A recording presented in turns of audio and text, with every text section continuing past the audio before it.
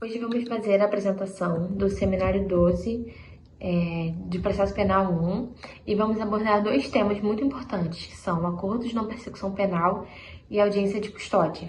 Primeiro nós vamos abordar o tema acordo de não persecução penal, vamos explicar como ele ocorre, como ele se aplica e em quais casos ele pode ser aplicado. Em seguida, vamos discutir sobre a audiência de custódia, que é um procedimento essencial que garante que toda pessoa presa em flagrante ela seja apresentada a um juiz até 24 horas e abordar a importância e como a audiência de custódia ocorre. Um dos requisitos para o acordo de não persecução penal é que a infração penal ela não pode ter sido cometida com violência ou grave ameaça. Então, prevalece que é cabível ao NPP se a infração foi cometida com violência contra a coisa, por exemplo, em crimes de estelionato ou falsidade ideológica. Assim, o ANPP somente é proibido se a infração foi praticada com grave ameaça ou violência contra a pessoa. Se for cabível a transação penal, o membro do MP deve propor a transação, o acordo, e não o acordo de não persecução penal. Isso porque se trata do benefício mais vantajoso ao investigado. Por outro lado, mesmo que seja cabível a suspensão condicional do processo, ainda assim, o membro do Ministério Público pode propor o acordo de não persecução penal. E a regra é que, se houver elementos probatórios que indiquem que o investigado possui uma conduta criminal habitual, reiterada, não cabe ao NPP. E não cabe o acordo de não persecução penal nos crimes praticados no âmbito de violência doméstica ou familiar, seja qualquer crime que tenha sido enquadrado na Lei Maria da Penha. O acordo de não persecução penal é um acordo feito de forma extrajudicial entre o Ministério Público e a pessoa que cometeu um crime, e ele pode ser realizado apenas com a presença do advogado ou defensor público, e ele deve ser homologado pelo juiz. Ocorre durante a investigação de um crime e em que o investigado confessa o crime e aceita cumprir certas condições propostas no acordo, sem que tenha que cumprir privado de liberdade.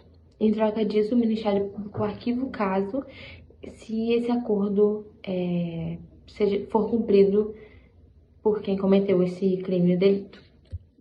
O STJ explica que o NPP é uma forma de resolver casos criminais mais rapidamente e diluir a quantidade de processos judiciais, ou seja, ele visa garantir a celeridade no processo e o objetivo não é especificamente de ajudar o réu e quem cometeu o crime, mas sim de melhorar o funcionamento da justiça criminal como um todo, beneficiando o investigado, mas também beneficiando todo o sistema de justiça. Também de acordo com o STJ, o acordo de não persecução penal ele traz vantagens tanto para o investigado quanto para o Estado. O Estado abre mão de buscar uma condenação em troca de uma resposta punitiva mais rápida e certa.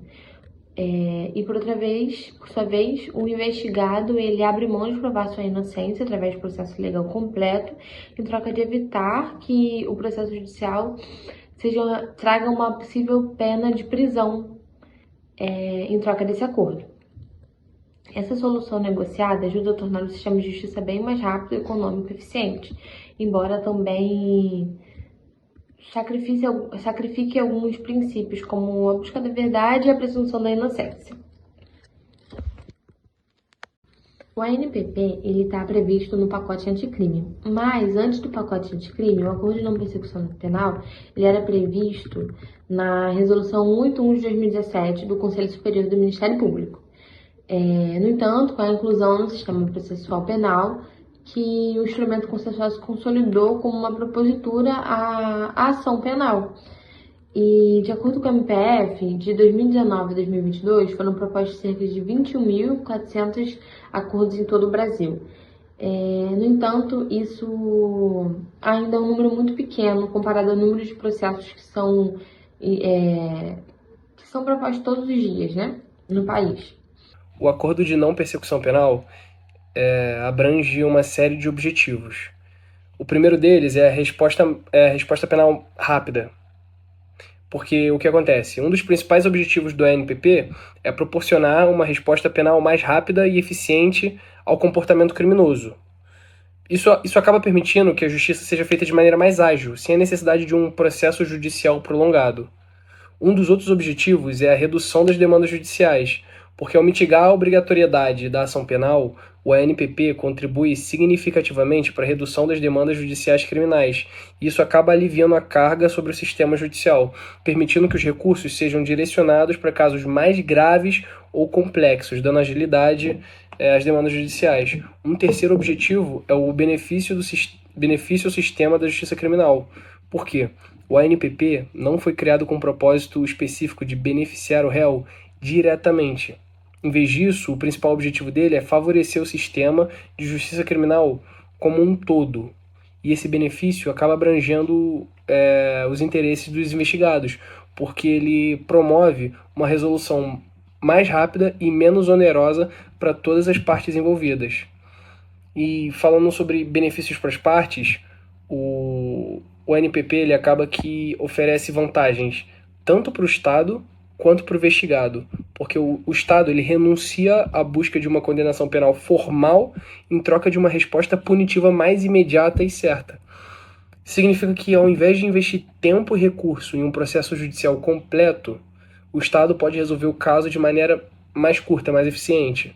Por outro lado, do lado do réu, o réu renuncia o direito de provar sua inocência em um julgamento formal, incluindo direitos constitucionais como a ampla defesa e o contraditório, em troca de evitar um processo judicial e as consequências dele, como a potencial pena de privativa de liberdade. Sendo assim, o ANPP permite que o réu evite as formalidades degradantes e estressantes da lide do processo judicial, incluindo exposição pública, duração prolongada do processo, eventual aplicação de uma pena privativa de liberdade, e que acaba que pode ter impacto severo na vida pessoal e profissional do investigado. Sobre os requisitos legais da ANPP. A infração penal não pode ter sido cometida com violência ou grave ameaça. Prevalece que é cabível a ANPP se a infração foi cometida com violência contra coisa, nesse caso.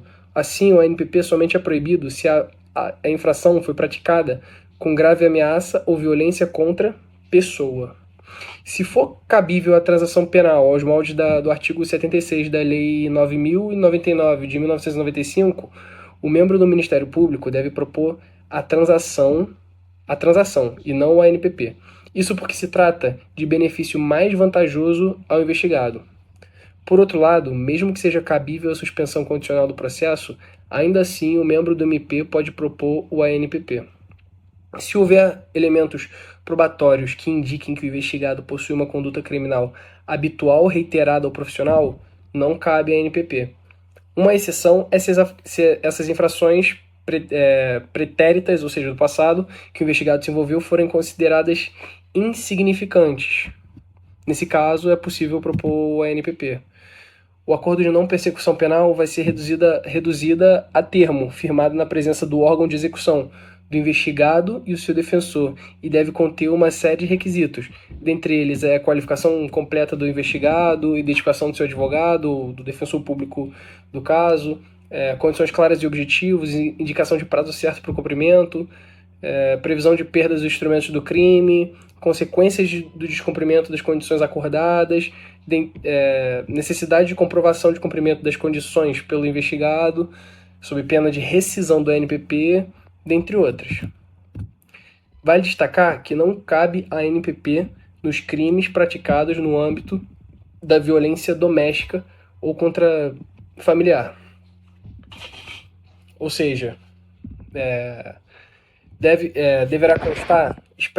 também deverá constar expressamente no termo de acordo de não persecução penal, ANPP, as consequências para o descumprimento das condições acordadas, bem como o compromisso do investigado em comprovar o cumprimento das condições, independente de notificação ou aviso prévio, devendo apresentar imediatamente de forma documentada eventual justificativa para o não cumprimento de qualquer condição, sob pena de imediata rescisão e oferecimento da denúncia em caso de inércia. Olá a todos, eu me chamo Marcele Prachedes Braga e eu vou apresentar a minha parte do trabalho que fala sobre as audiências de custódia.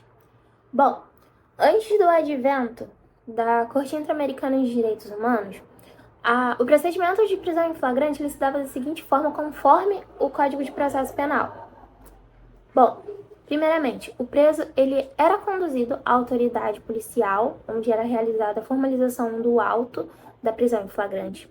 Logo em seguida, esse auto era encaminhado ao juiz para esse homologar ou relaxar a prisão, em caso de ilegalidade, e em seguida decidia sobre o pedido de prisão preventiva ou medida cautelar, conforme o artigo 319 do Código de Processo Penal. Lendo agora o que prevê esse dispositivo legal, temos o seguinte: artigo 319 do Código de Processo Penal. São medidas cautelares diversas da prisão. Inciso 1. Comparecimento periódico em juízo no prazo e nas condições fixadas pelo juiz para informar e justificar a atividade. 2. Proibição de acesso ou frequência a determinados lugares quando, por circunstâncias relacionadas ao fato, deva o indiciado ou acusado permanecer distante desses locais para evitar o risco de novas infrações. 3. Proibição de manter contato com pessoa determinada quando, por circunstâncias relacionadas ao fato, deva o indiciado ou acusado permanecer distante, como nos casos que a gente tem de Lei Maria da Penha, onde se prevê, esse distanciamento dessa vítima a fim de evitar um novo conflito com essa vítima, uma nova agressão, seja qual for o resultado. 4. Proibição de ausentar-se da comarca quando a permanência seja conveniente ou necessária para investigação ou instrução. 5. Recolhimento domiciliar no período noturno e nos dias de folga, quando o investigado ou acusado tenha residência e trabalhos fixos. 6. Suspensão do exercício de função pública ou de atividade de natureza econômica ou financeira quando houver justo receio de sua utilização para a prática de infrações penais. 7. Internação provisória do acusado nas hipóteses de crimes praticados com violência ou grave ameaça, quando os peritos concluírem ser inimputável ou semi-imputável e houver riscos de reiteração, ou seja, voltar a cometer esses crimes.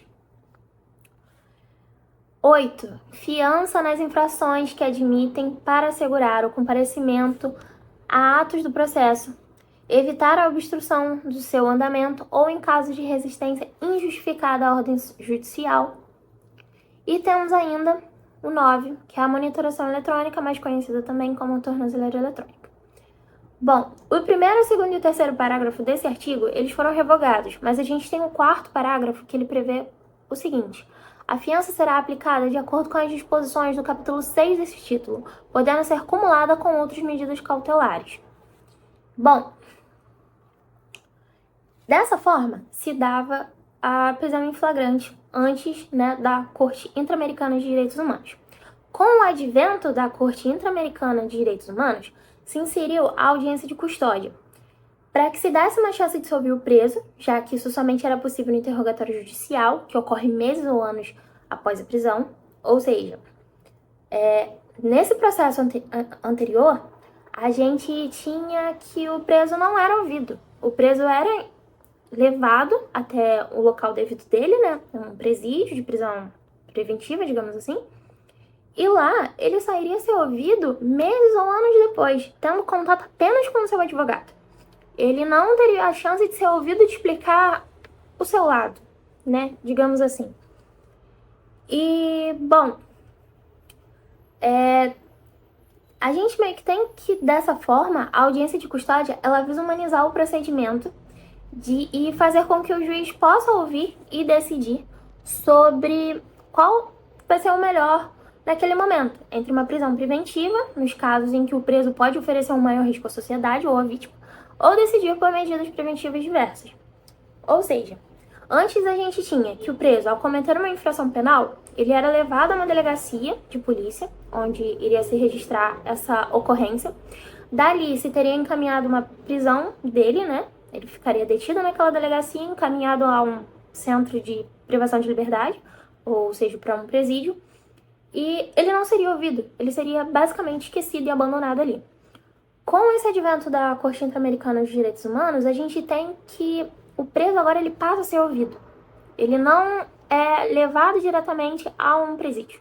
Ele tem a oportunidade de ser ouvido por um juiz. Esse juiz que, no caso, ele recebe esse auto para homologar sobre, ele não passa só simplesmente a homologar sem ouvir esse preso. Não, agora ele tem a chance de poder ouvir, de, né, ver pessoalmente o preso para ele decidir se esse preso condiz com uma prisão preventiva de fato, se ele oferece esse risco à vítima que ele causou o dano, ou então à sociedade, né? E se olha dali e se analisa. Esse preso, ele pode voltar para a sociedade, ele pode voltar ao convívio, ou ele de fato tem que ser punido e retirado da sua liberdade e esperar um julgamento, né, futuro, cessado da sua liberdade, né? Então a audiência de custódia ela vem para pelo menos dar um contato maior com o juiz, né? E ele poder avaliar melhor a situação ali na hora e poder julgar, homologar sobre uma prisão preventiva ou sobre uma medida cautelar.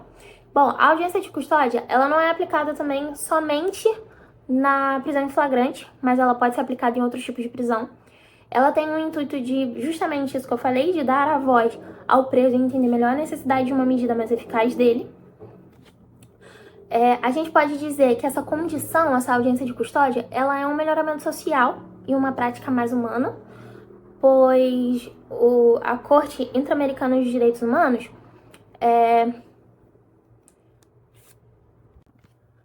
pois, como eu estava dizendo, para a Corte Interamericana de Direitos Humanos, o preso apenas sofria a prisão sem sequer ser ouvido. Ele apenas era preso em flagrante, levado para uma prisão preventiva, sem sequer ter a chance de poder ser ouvido por uma autoridade competente, no caso, um juiz ou alguém que tivesse os mesmos poderes de um juiz, né? Semelhantes, poderes judiciais.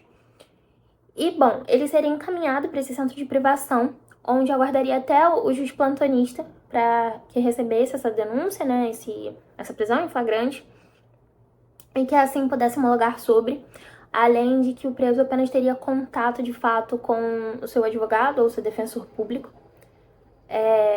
Podemos dizer então que com a audiência de custódia, agora você tem uma chance do preso ser ouvido, uma chance mais humana, um reconhecimento, digamos que da presunção de inocência.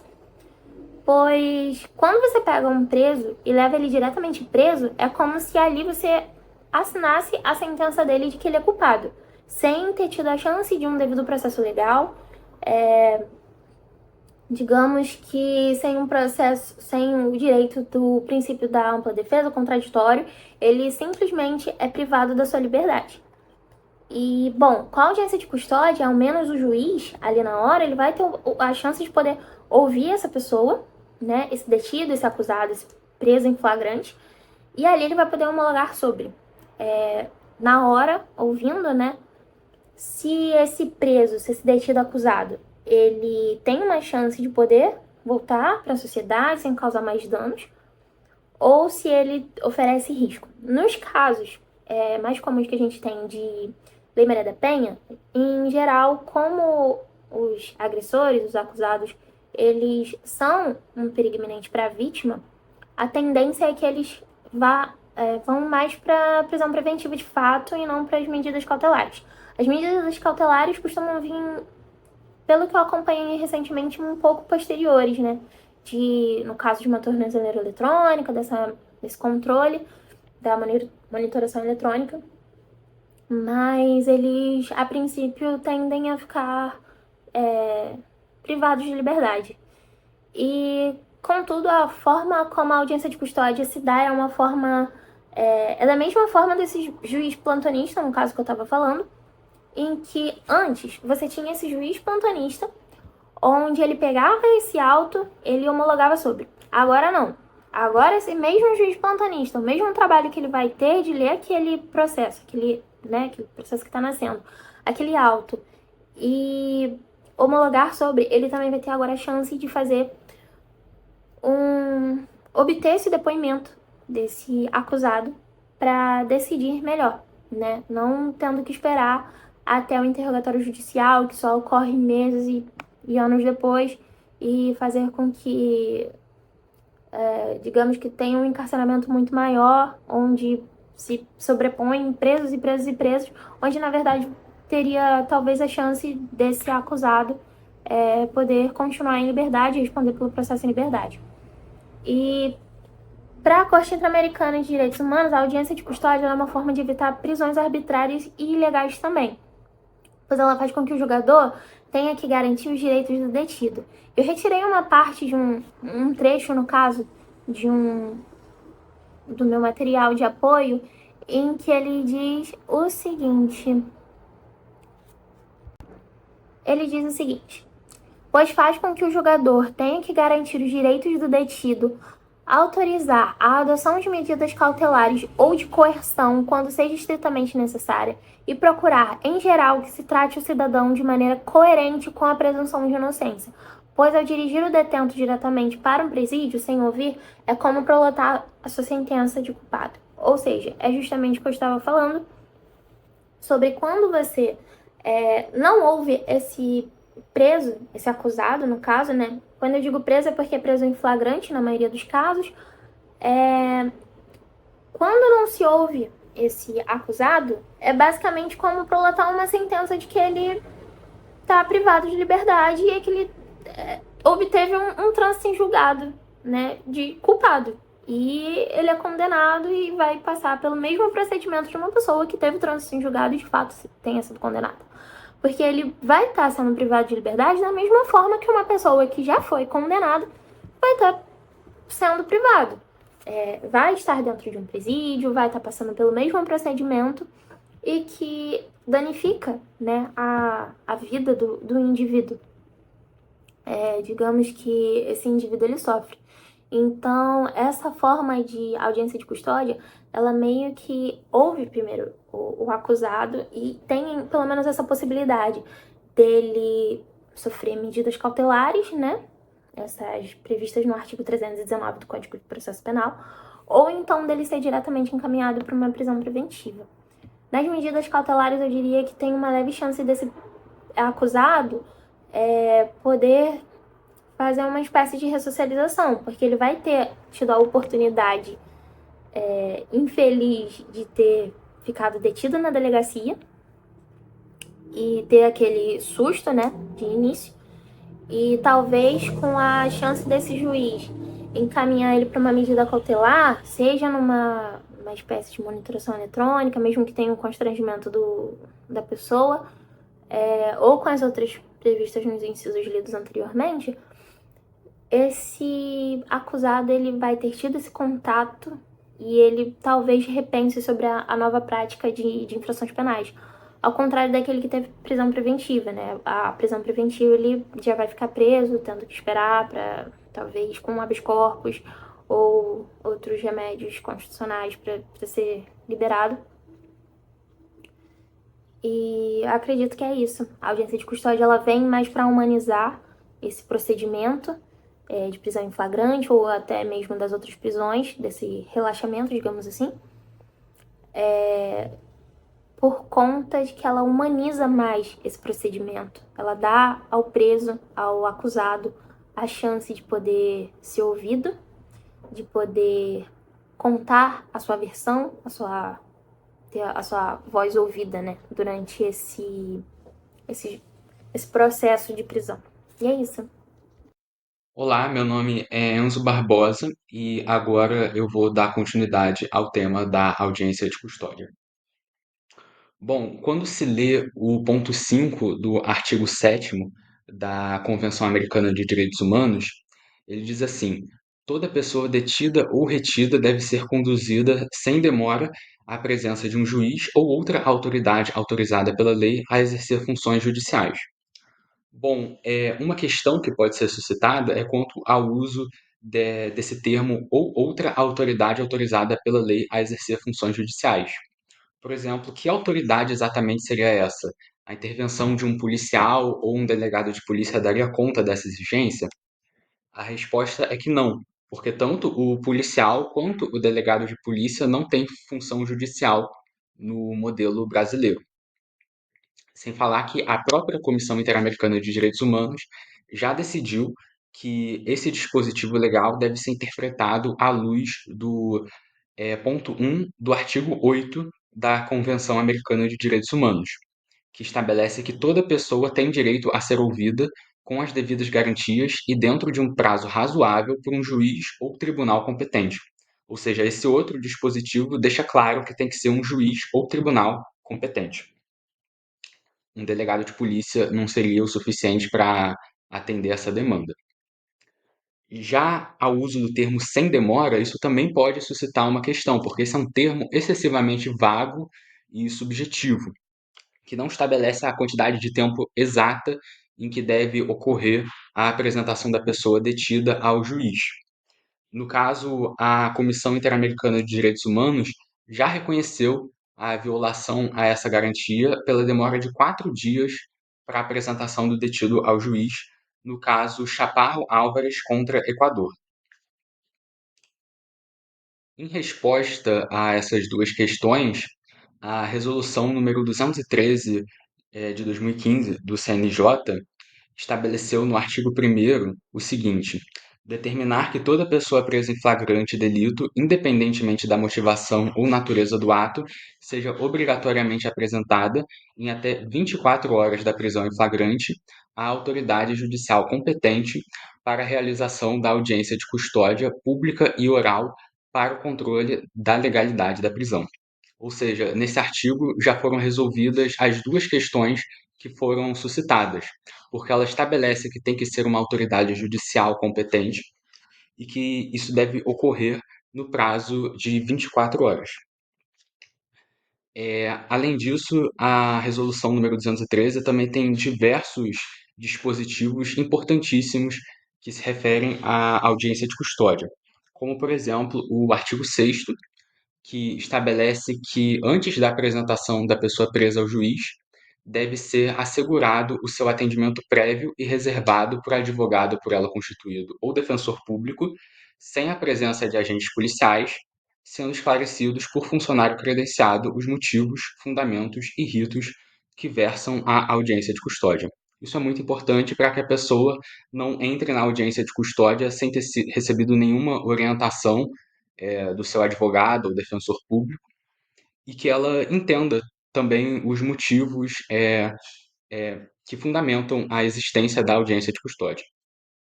Além disso, o parágrafo 2º do artigo 8º da resolução estabelece que o juiz deve se abster de formular perguntas com a finalidade de produzir prova para a investigação ou ação penal relativas aos fatos objeto do auto de prisão em flagrante. Isso é muito importante porque a audiência de custódia não se trata de um interrogatório nem de uma audiência de instrução e julgamento, mas sim de uma entrevista que tem como objetivo exclusivamente discutir a custódia, ou seja, a forma e as condições em que foi realizada a prisão, para, ao final, averiguar a medida cautelar diversa mais adequada ou, em último caso, decretar a prisão preventiva. Um ponto crucial da audiência de custódia é o contato pessoal do juiz com o detido, porque isso humaniza o ritual judiciário e, além disso, possibilita a análise do periculum libertatis, que no caso é o perigo que essa pessoa representa caso ela venha a ficar em liberdade. E, além disso, a resolução número 213 do CNJ também estabelece que o juiz deve dar ciência à pessoa presa do seu direito de permanecer em silêncio. Ou seja, mesmo sendo entrevistado, a pessoa detida não deve ser obrigada a responder todas as perguntas, ela pode ficar em silêncio. Além disso, o artigo 8º, inciso 5º da resolução 213 do CNJ dispõe sobre o uso de algemas. Ela determina que a pessoa presa não deve estar algemada, salvo em caso de resistência e de fundado receio de fuga ou de perigo à integridade física própria ou alheia, devendo a excepcionalidade ser justificada por escrito. Ou seja, caso seja necessário que a pessoa detida seja algemada, deve haver uma justificativa por escrito explicando o porquê dessa excepcionalidade. Além disso, o juiz deve questionar ao preso se lhe foi dada ciência e efetiva oportunidade dos seus direitos fundamentais, especialmente o direito de consultar-se com advogado, defensor público, o de ser atendido por médico e o de se comunicar com os seus familiares. E o juiz deve questionar ainda ao preso se lhe foi fornecida água potável e alimentação no período de espera entre a prisão e a audiência, o que também é muito importante. A Resolução 213 do CNJ também tem uma preocupação muito grande com a questão da violência e da tortura. Tanto é que ela determina no artigo 8º, inciso 7º, a linha E, que o juiz deve indagar ao preso sobre o tratamento que ele recebeu por todos os lugares onde ele passou, e caso ele perceba que aconteceu algum incidente de maus tratos ou violência, tomar as providências cabíveis. Bom, como já foi dito anteriormente, na entrevista da audiência de custódia, deve ser averiguada a possibilidade de aplicação das medidas cautelares. Você deve analisar a situação concreta na qual a pessoa detida se encontra e o perigo que ela representa para a sociedade. A resolução também determina que o juiz deve averiguar hipóteses de gravidez, existência de filhos ou dependentes sob seus cuidados, transtornos mentais, medicamentos de uso contínuo, etc., a fim de analisar o cabimento da concessão da liberdade provisória, assim como o encaminhamento assistencial voluntário. Essa concessão da liberdade provisória, que pode ser dada caso ele verifique a ocorrência de alguma dessas hipóteses, como, por exemplo, a pessoa ter um filho pequeno, que depende dos seus cuidados, essa liberdade provisória pode acontecer com ou sem as medidas cautelares diversas. Após feita a entrevista pelo juiz, caberá ao Ministério Público e depois à defesa técnica formularem perguntas ao preso, mas sempre guardando compatibilidade com a natureza do ato. No caso, o Ministério Público e a defesa técnica não podem fazer incursões no mérito que ultrapassem o limite da audiência de custódia, porque, como eu expliquei anteriormente, o objetivo da audiência de custódia é simplesmente analisar as questões relativas à pessoa detida e o tratamento que ela recebeu e a possibilidade da aplicação de medidas cautelares diversas. Não se pode discutir questões relativas ao mérito. Além disso, a resolução número 213 do CNJ estabelece ainda que o juiz deve indeferir as perguntas referentes ao mérito dos fatos que possam constituir eventual imputação. Após finalizada a entrevista, o Ministério Público e a defesa técnica podem pedir o relaxamento da prisão em flagrante, o arquivamento do inquérito policial, a concessão de liberdade provisória com ou sem aplicação de medida cautelar diversa, a decretação da prisão preventiva e a adoção de outras medidas necessárias à preservação de direitos da pessoa presa e a adoção de medidas de proteção ou de assistência à vítima.